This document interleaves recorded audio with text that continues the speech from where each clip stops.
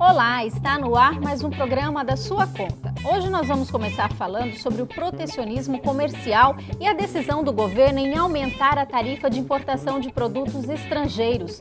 Vamos discutir também as medidas do governo para evitar uma recessão. No segundo bloco, o assunto é o Dia das Crianças e a oportunidade de ensiná-las um pouco sobre educação financeira. O programa da sua conta já está no ar. Neste mês de setembro, o governo brasileiro divulgou uma lista com 100 produtos estrangeiros que tiveram a tarifa de importação elevada, de 12% para 25%. O governo dos Estados Unidos não gostou nada disso e fez uma reclamação formal por meio de carta ao ministro das Relações Exteriores do Brasil, Antônio Patriota. Mas será que a reclamação é justa? Quem fala sobre o assunto é o economista Fábio Guedes. Olá, Fábio. Olá, tudo Maria, bem? tudo bem. Bom, antes da gente discutir essa questão, eu queria que você explicasse para a gente o que é protecionismo. Bem, protecionismo são práticas que os governos tomam em determinados países no sentido de proteger alguns setores econômicos da economia nacional. Então, algumas medidas são tomadas para evitar a importação de produtos que concorram com aqueles produtos que são fabricados naquele país. E, na verdade, o objetivo aí é garantir o emprego e também a essa questão da tecnologia também, estimular esse desenvolvimento? Veja bem, Maria, geralmente na história do século XX, quando há crises muito profundas, principalmente em regiões muito desenvolvidas, os países passam a tomar algumas medidas que defendem o interesse nacional e de recuperação econômica. Geralmente essas medidas acabam também afetando o comércio internacional. E os países, digamos assim, mais periféricos, eles sentem essas medidas e elas têm consequências sobre suas respectivas economias. O que é que está ocorrendo agora?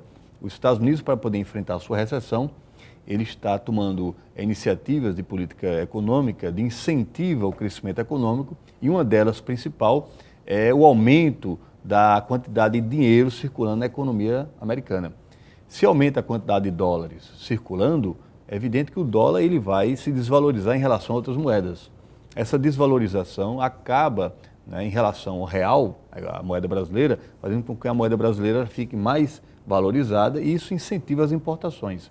Quando você incentiva as importações, você acaba afetando algumas atividades econômicas que produzem produtos do país. E existem vários tipos de medidas, Por exemplo, a questão de subsídio à indústria nacional, a questão de fixação de cotas, que a Argentina já utilizou. Isso. Então, o que acontece? Por uma medida que o governo norte-americano está tomando e está tendo consequências em outras economias, o Brasil tomou algumas também de se proteger com relação justamente ao que os Estados Unidos estão fazendo.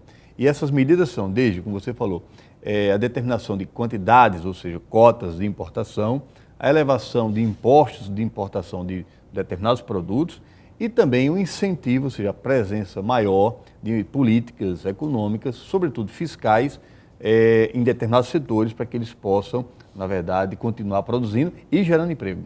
Bom, essas medidas sempre geram mal-estar, mas é vantajoso para o Brasil, nesse momento, adotar essa medida. Veja só, alguns defendem que essa atividade, essas medidas, elas acabam encobrindo as ineficiências de determinados setores. Em vez desses setores correrem para enfrentar a concorrência que está muito forte, eles acabam sendo protegidos.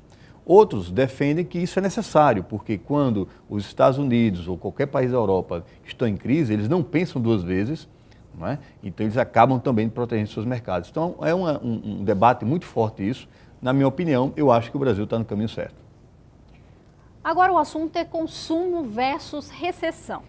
O governo brasileiro tem adotado várias medidas para aumentar o volume de compra dos brasileiros. A redução do IPI para vários setores é o maior exemplo.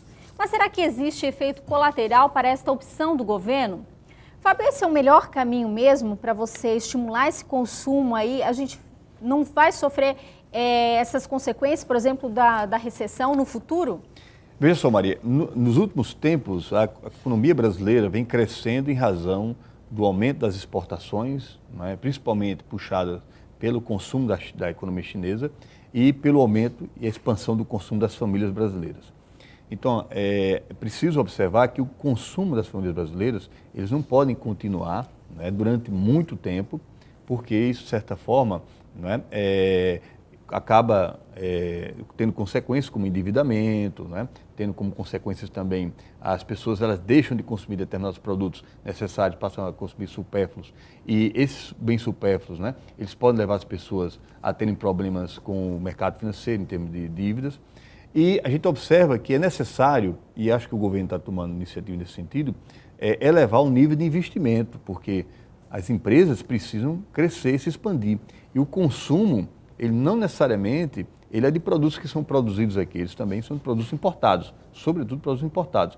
Então, como fazer que haja investimentos, em que a indústria ela passe a produzir mais, também cria-se novas indústrias, não é? E também como é que esses setores, sobretudo os bens de tecnologia, avançam no Brasil, porque o Brasil é importador de tecnologias, principalmente, e bens de capital. Nós produzimos, não é, sobretudo, produtos para consumo final e não produtos industriais e tecnologia. Então, como elevar o investimento nesses setores? E outro desafio é também as nossas carências.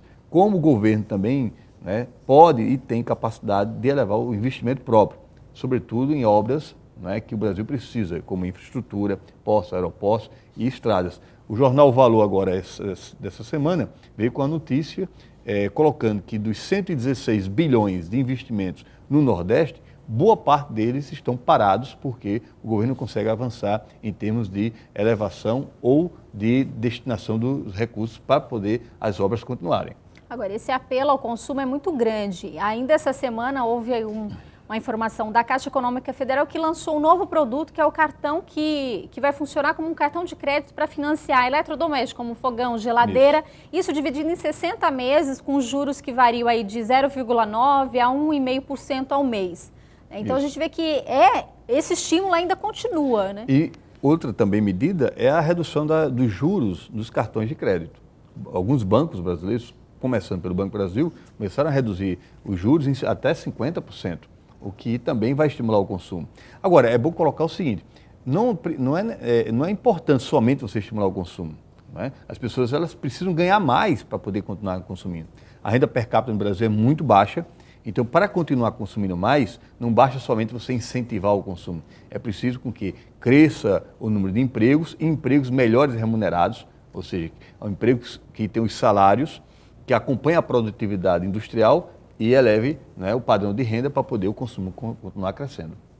E no próximo bloco a gente volta falando sobre o Dia das Crianças e da oportunidade de falar com elas sobre educação financeira. Até já!